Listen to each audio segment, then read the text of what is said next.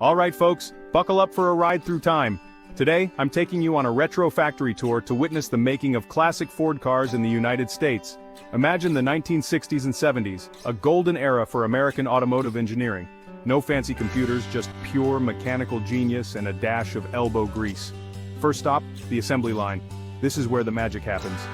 Workers were like symphony conductors, coordinating each part with precision. Each car started as a bare frame, and piece by piece it transformed into a driving marvel.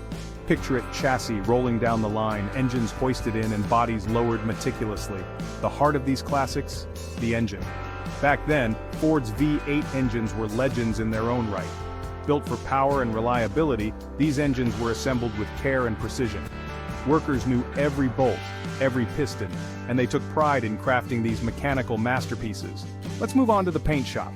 In those days, it was less about robots and more about skilled hands. Each car received a coat of paint that was a work of art, colors that stood the test of time. Just think of those vibrant reds, deep blues, and classic blacks, a sight to behold. Next, the interiors. Craftsmanship was key. Seats were stitched by hand, dashboards meticulously assembled. It wasn't just about making a car, it was about creating an experience. The smell of real leather, the feel of sturdy controls. Each car felt like home. Now let's talk about testing. Every classic Ford went through rigorous quality checks. They were driven, prodded, and pushed to their limits. The goal? To ensure that every car leaving the factory was not just reliable but also a joy to drive. These weren't just cars. They were symbols of innovation and craftsmanship. Made with pride in the USA, they've stood the test of time and still turn heads today.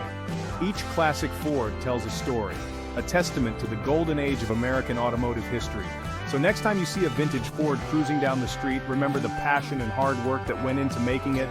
These cars are more than machines, they're pieces of history. Alright, that's it for today's retro tour.